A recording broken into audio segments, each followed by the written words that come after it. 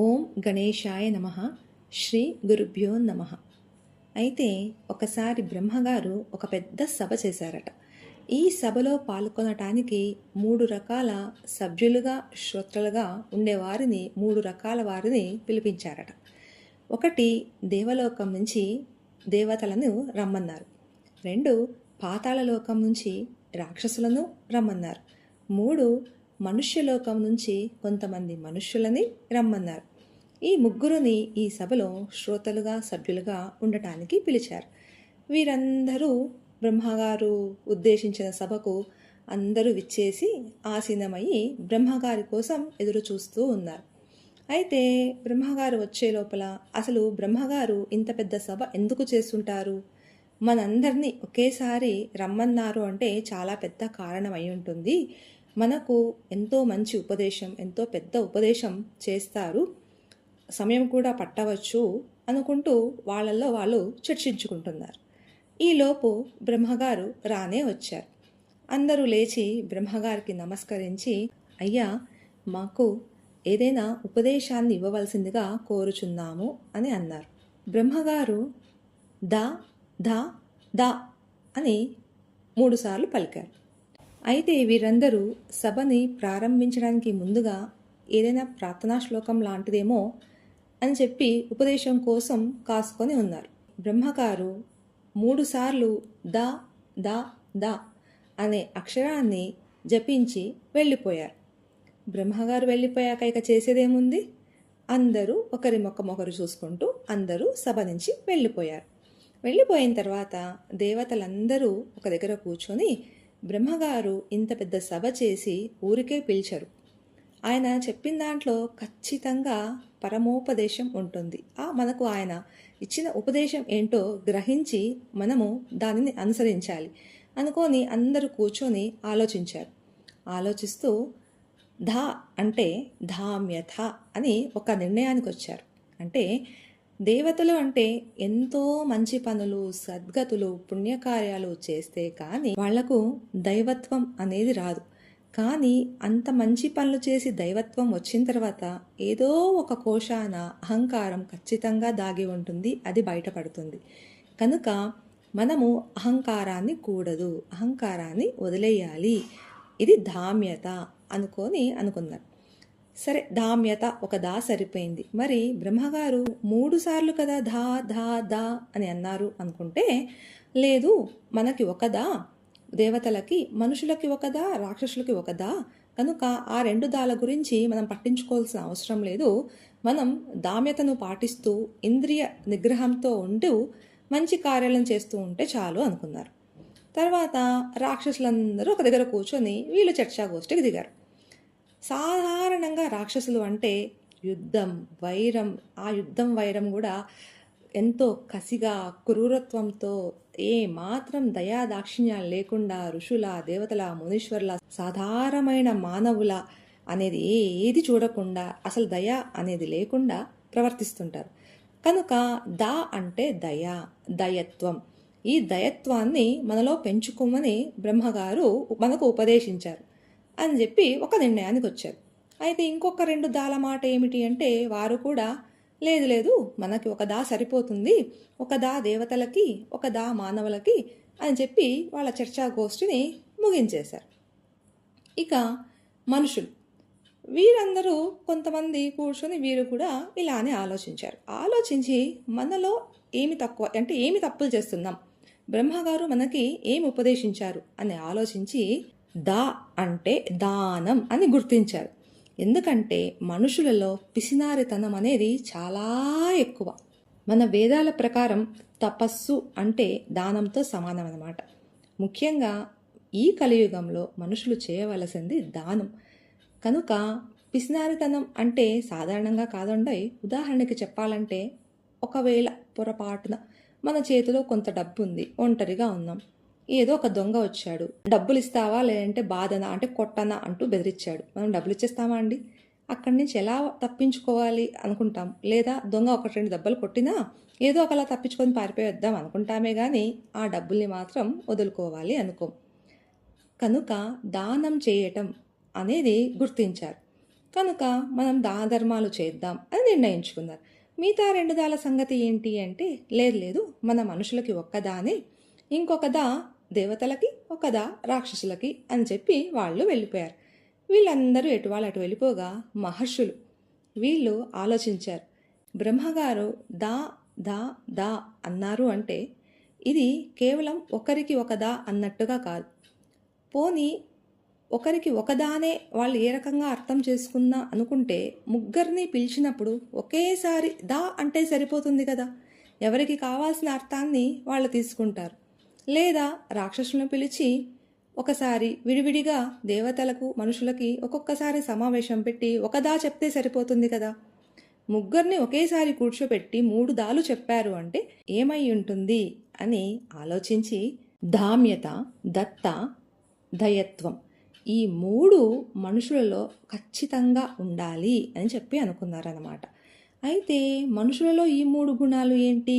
దేవతా స్వభావాలు, రాక్షస స్వభావాలు. రాక్షసులకి ఒకదా, దేవతలకి ఒకదా కదా అనుకుందాము అనుకుంటే మనుషులలో దేవతల స్వభావాలు ఉన్నాయి, రాక్షసుల స్వభావాలు ఉన్నాయి, సాధారణ గుణాలు ఉన్నాయి.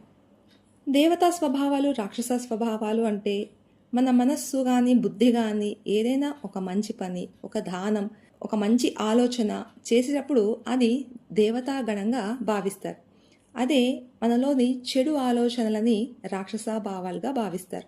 ప్రతిరోజు మనం ఏదో ఒక విషయంలో ఈ దేవతా స్వభావాలు, రాక్షస గుణాలు ఇవి పరస్పర యుద్ధం మన మనసులో జరుగుతూనే ఉంటుందన్నమాట. ఒకసారి మీరే గమనించుకోండి. ఏదైనా ఒక మంచి పని చేద్దాం అనుకున్నప్పుడు ఇప్పుడు ఇది అవసరమా, లేదంటే దీనికి ఇది ఖర్చు అవుతుంది, లేదంటే వాళ్ళతో నాకేం సంబంధం ఉంది అని ఏదో ఒక క్షణంలో మనం ఆలోచించే ఉంటాం. కనుక ధామ్యత, దత్త, దయత్వం ఈ 3 మనుషులకి ఉండాలి అని చెప్పి మహర్షులు నిర్ణయం చేశారు. మరి మంచి అంటే ఏమిటి, చెడు అంటే ఏమిటి, మనలోని మంచి గుణాలని అంటే దైవత్వ గుణాలని ఎలా పెంచుకోవాలి, పరమాత్ముని ఎలా చేరాలి, ఉన్నత గతులను ఎలా పొందాలి అనడానికే ఈ భగవద్గీత.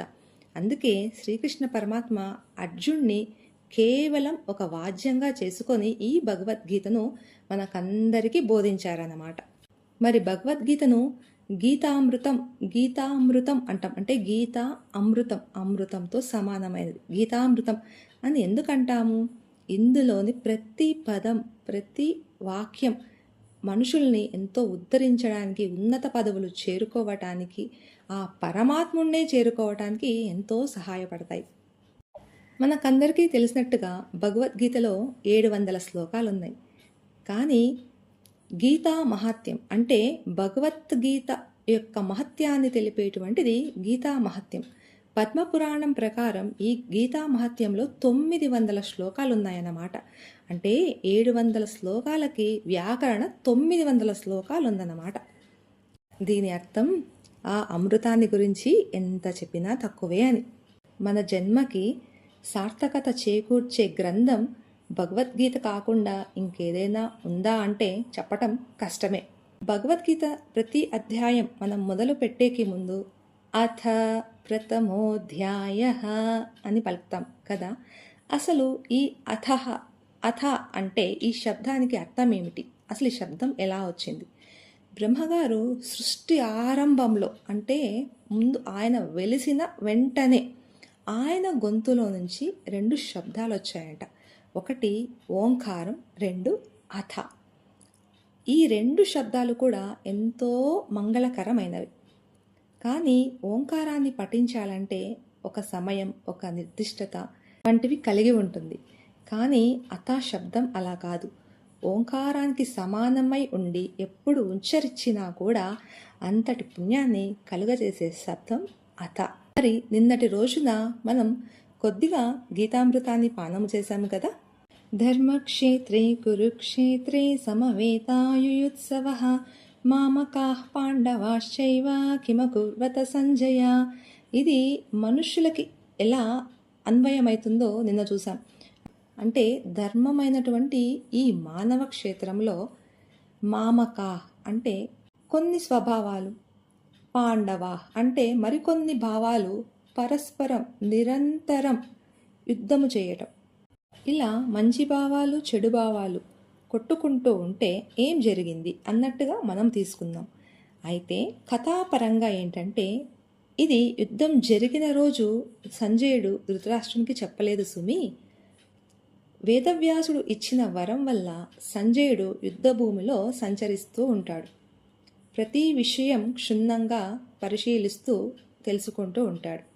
10వ రోజు భీష్మాచార్యులు పడిపోయి అంబశయన మీద పడుకుంటారు. అది చూడంగానే భీష్మాచార్యులంతటి వారు పడిపోయారు అంటే ఇంక కౌరవులకి ఓటమి తప్పదు అని పరుగు పరుగున ధృతరాష్ట్ర మహారాజు దగ్గరకు వచ్చి ఇలా చెప్పబోయాడు.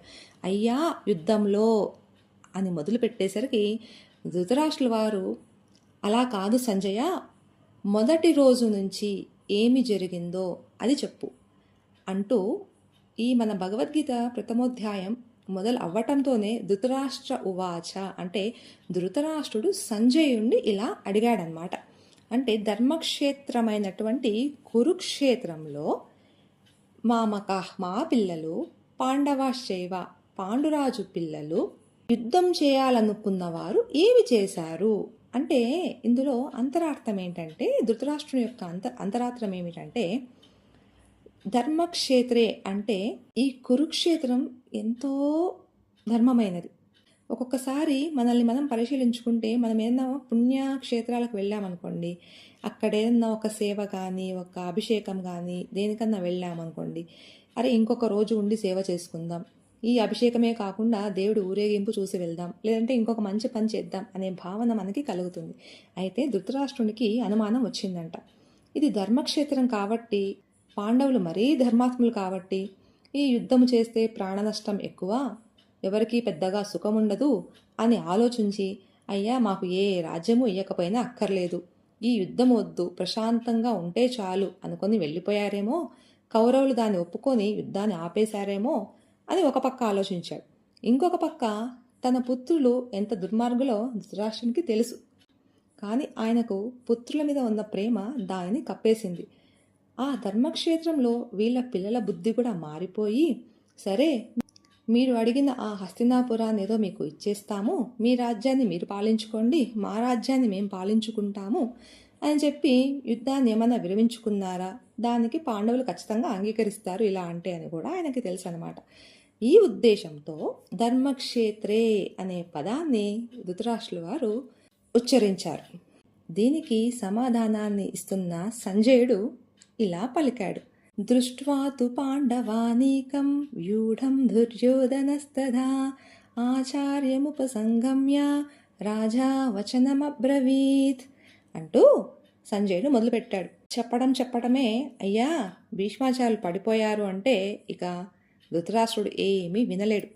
కనుక ధృతరాష్ట్రుడు కూడా మొదటి నుంచి చెప్పు అన్నారు. కనుక సంజయుడు రాజా వచనమబ్రవీత్ అంటే ఇక్కడ రాజు ఎవరిని ఉద్దేశించి అంటున్నాడంటే దుర్యోధనుని రాజుగా భావించి అంటున్నారనమాట. ఇది కేవలం ధృతరాష్ట్ర మహారాజుని సంతోషపెట్టడానికి. ఎందుకంటే ఆయన ఇంత యుద్ధము కోరుకుంది ఆయన ప్రియపుత్రుడైన దుర్యోధనుని రాజుగా చూడటానికి, రాజును చేయటానికి. కనుక రాజా వచనమబ్రవీత్ అంటే దుర్యోధనుడు వచనం ఈ మాటలని మాట్లాడినాడు అని చెప్పాడు. ఈ మాటలని ఎప్పుడు ఎవరితో మాట్లాడారు? దృష్ట్వాతు పాండవానీకం అంటే ఈ పాండవుల సైన్యాన్ని అంతా చూసి వ్యూఢం దుర్యోధనస్తదా ఆచార్యం ఉపసంగమ్య అంటే ఆచార్యుని దగ్గరికి వెళ్ళి, వీళ్ళకి ఆచార్యుడు ఎవరండి? ద్రోణాచార్యుల వారు. ఎక్కడైనా సాధారణంగా యుద్ధాన్ని మొదలు పెట్టేటప్పుడు సేనాధిపతి అయిన భీష్ముని దగ్గరికి వెళ్ళే అవకాశాలు ఉండాలి. ఎందుకంటే భీష్ముడు పితామహుడు, వీళ్ళందరికీ తాతగారు. తర్వాత భీష్ముని అంత శక్తిమంతులు ఇంకెవరూ లేరు. కౌరవుల సేనాధిపతి భీష్ముడు. కాబట్టి సైన్యం ఎక్కడుండాలి, ఎలా ఉండాలి, యుద్ధం ఎలా చేయాలి, ఎలా మొదలు పెట్టాలి అని మాట్లాడటానికి భీష్మాచార్యుల దగ్గరికి వెళ్ళాలి. కానీ ద్రోణాచార్యుల వాళ్ళ దగ్గరికి వెళ్ళి ఏం మాట్లాడుతున్నట్టు?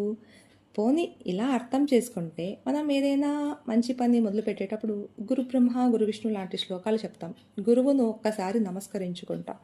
అలా గురువు దగ్గరికి వెళ్ళి ఏమైనా వినయంగా, అయ్యా ఈ యుద్ధం మనం గెలిచేటట్టు ఆశీర్వదించండి లేదా ఈ యుద్ధాన్ని గెలవాలంటే మనం ఏం చెయ్యాలి అని అడుగుండాలి.